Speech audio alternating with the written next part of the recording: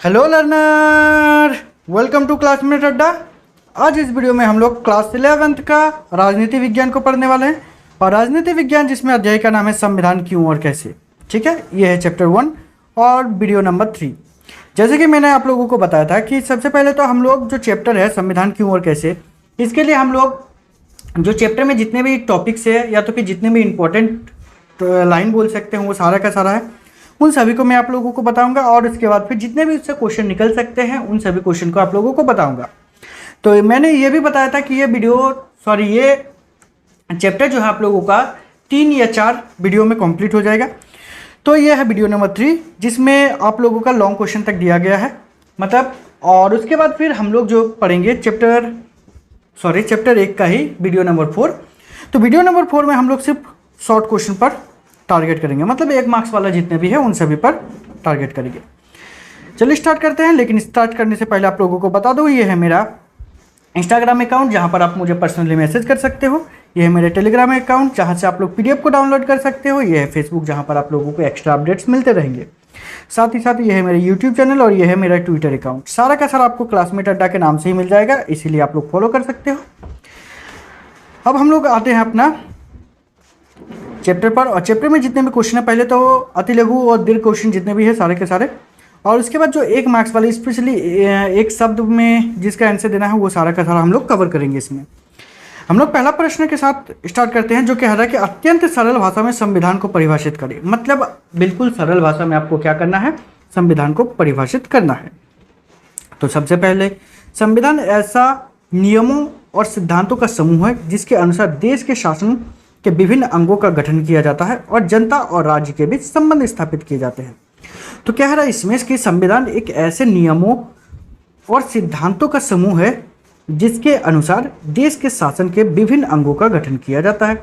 जैसे कि विभिन्न अंग का यदि बात किया जाए तो कार्यपालिका, न्यायपालिका और विधायिका, इन तीनों का गठन किया जाता है और जनता और राज्य के बीच संबंध स्थापित किया जाता है। ठीक है ना, ये संविधान का सिंपल डेफिनेशन है। आगे आप लोग के साथ यदि बात करें हम लोग क्वेश्चन नंबर 2 का, पर तो क्वेश्चन नंबर 2 कह रहा है कि समाज के लिए संविधान की क्या भूमिका है। तो समाज के लिए संविधान की क्या भूमिका है, तो सिंपल है कि संविधान बुनियादी नियमों का ऐसा समूह उपलब्ध कराता है जिससे समाज के सदस्यों में एक न्यूनतम समन्वय और विश्वास बनता है। कह रहा है कि समाज के लिए संविधान की क्या भूमिका है, तो सबसे पहले संविधान के बुनियादी नियमों का ऐसा समूह उपलब्ध कराता है। मतलब संविधान जो है बुनियादी नियमों का एक ऐसा समूह उपलब्ध कराता है जिसके क्या होता है कि समाज के सदस्य में एक न्यूनतम समन्वय और विश्वास बनता है। सिंपल शब्द में बात करें तो तालमेल बैठता है। ठीक है, तालमेल बनाने का काम करता है।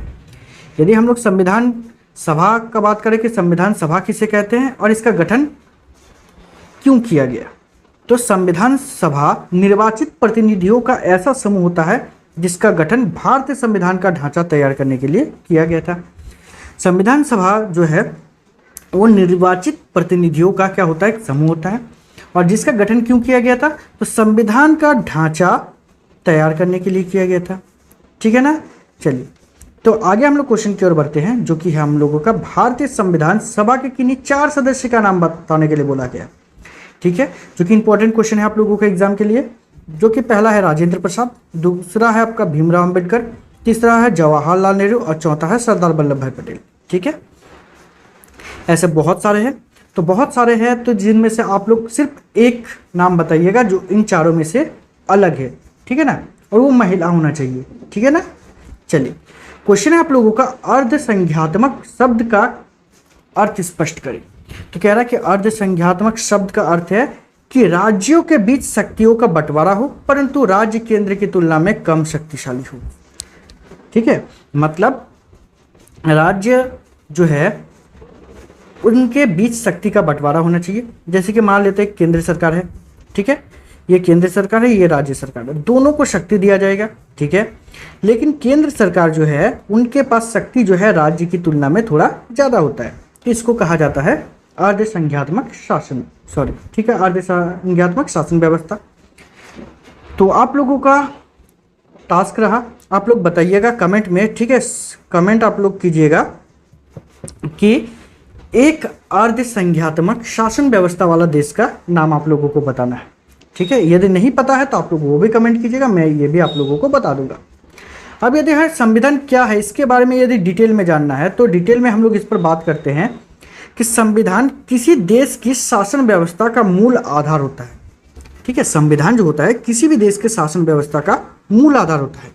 साथ ही कह रहा है कि व्यवस्था से संबंधित समस्त प्रावधान जिसमें इनमें होते हैं, इसका व्यवस्था से मतलब है कि जितने भी प्रावधान होने चाहिए, जितने भी नियम वगैरह होने चाहिए, ये सारे के सारे इसमें है। साथ ही दूसरे शब्दों में यदि बात करें तो कह रहा है कि शासन से संबंधित नियमों, कानूनों एवं प्रावधानों के संकलित समूह को ही संविधान कहते हैं। तो क्या कहा जाता है, शासन से संबंधित नियम, कानूनों एवं प्रावधानों के संकलित समूह को, मतलब उसके समूह को पूरा जितना भी है उन सभी को एक साथ मिलाने पर जो बनता है उसी को कहा जाता है संविधान। ठीक है, आगे आप लोगों को इसी में बताया जा रहा है कि यह किसी देश की राजनीतिक व्यवस्था का वह बुनियादी सांचा ढांचा निर्धारित करता है जिसके अंतर्गत उसकी जनता शासित होती है। ठीक है, मतलब संविधान जो है किसी राजनीतिक व्यवस्था का वो बुनियादी सांचा ढांचा भी निर्धारित करती है जिसके अंतर्गत क्या हो सके, तो जनता शासित हो सके, मतलब लोकतंत्र हो सके। ठीक है ना, यही बात कर रहा है आप लोगों को। आगे का बात करें हम लोग तो इसमें कह रहा है कि इसमें व्यवस्था के विभिन्न अंग के सुचारू संकलन, परस्पर समन्वय, शांति व व्यवस्था तथा विकास के प्रगति के लिए अनुकूल वातावरण का निर्माण, जनकल्याण तथा जनता के अधिकार और कर्तव्य आदि विषयों पर व्यापक प्रावधान होते हैं।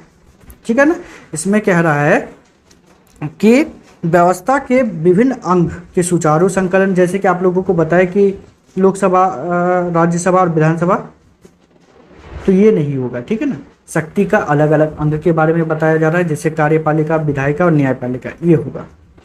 परस्पर समन्वय, आपसी तालमेल, शांति, उसके बाद व्यवस्था और विकास के प्रगति के लिए अनुकूल वातावरण का निर्माण, जनकल्याण, जनता के अधिकार और कर्तव्य आदि विषयों पर प्रावधान, व्यापक प्रावधान होते हैं।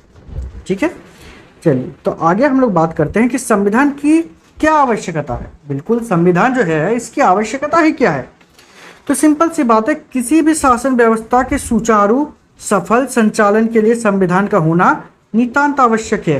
कह रहे किसी भी देश का शासन व्यवस्था हो, उसको यदि सुचारू ढंग से चलाने के लिए, सफल बनाने के लिए हमें संविधान का आवश्यकता होती है।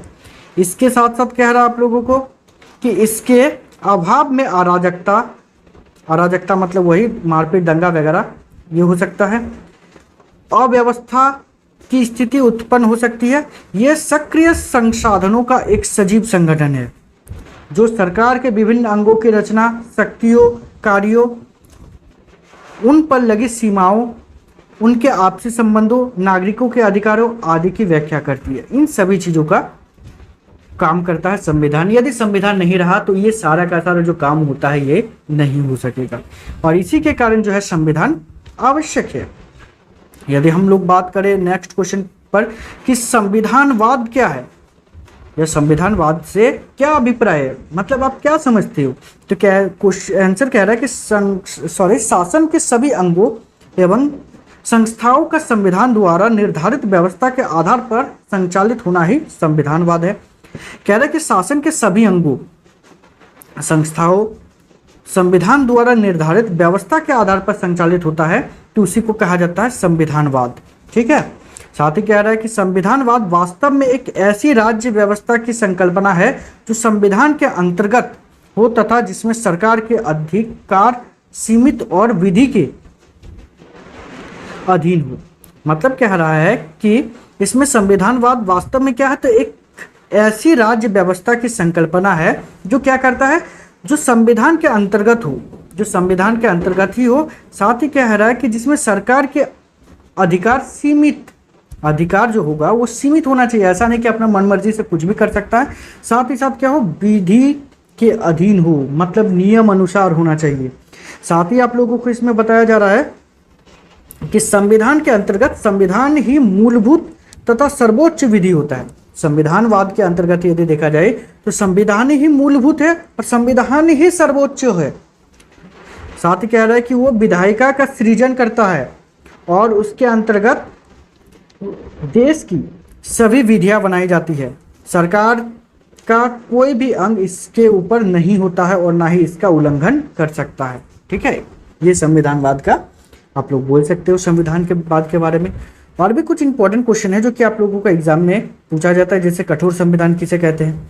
कठोर संविधान कहा जाता है कि ऐसे संविधान को कठोर संविधान कहते हैं जिसमें सरलता से संशोधन नहीं किया जा सकता है। मतलब संविधान में यदि हम लोगों को संशोधन करना है तो आसानी से हम लोग उस पर संशोधन नहीं कर सकते हैं, उसको कहा जाता है कठोर संविधान।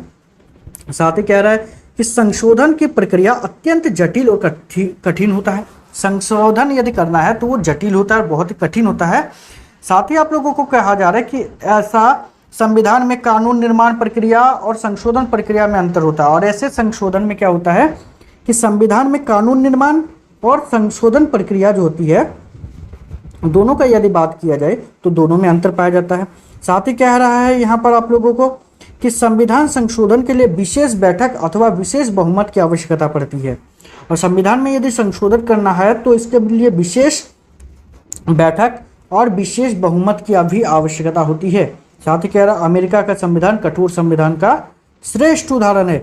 तो यदि उदाहरण के रूप में देना पड़े तो अमेरिका का जो संविधान है वो सबसे अच्छा उदाहरण है इस कठोर संविधान का। ठीक है, नेक्स्ट क्वेश्चन जो कि इंपॉर्टेंट भी है कि भारत संविधान जो है वो 26 जनवरी 1950 को ही क्यों लागू किया गया। मतलब दूसरे दिन क्यों नहीं लागू किया गया, 26 जनवरी 1950 को ही क्यों लागू किया गया। तो क्या आंसर आप लोगों को कह रहा है यहाँ पर कि भारत का संविधान 26 नवंबर 1949 को ही बनकर के तैयार हो गया था। देखिए 26 नवंबर 1949 को बनकर तैयार हुआ तथा संविधान सभा द्वारा पारित हो गया था। इसको 26 जनवरी 1950 को लागू किया गया क्योंकि जवाहरलाल नेहरू 1929 के लाहौर अधिवेशन में पूर्ण स्वतंत्रता का प्रस्ताव पारित हो जाने के बाद 26 जनवरी 1930 का दिन पूरे भारत में स्वतंत्रता दिवस के रूप में मनाया गया। ठीक है, तो देखिए प्रस्ताव जब पारित हो गया 1929 में, उसके बाद फिर क्या हुआ कि 26 जनवरी 1930 के दिन ही भारत में स्वतंत्रता दिवस के रूप में मनाया गया था।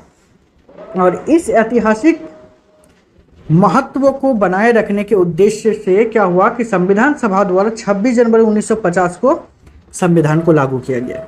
ठीक है, और यही कारण है कि 26 जनवरी 1950 के दिन ही संविधान को लागू किया गया। तो ये था आप लोगों का कुछ इंपॉर्टेंट क्वेश्चन इससे रिलेटेड। अब आप लोगों का जो बहुत वेरी शॉर्ट टाइप क्वेश्चन है, तो उस वेरी शॉर्ट टाइप क्वेश्चन को मैं आप लोगों को बताऊंगा लास्ट वीडियो में, जो कि वीडियो नंबर 4 होगा इसी चैप्टर का। तो इस वीडियो में इतना ही, मिलते हैं नेक्स्ट वीडियो में, तब तक के लिए बाय, थैंक यू।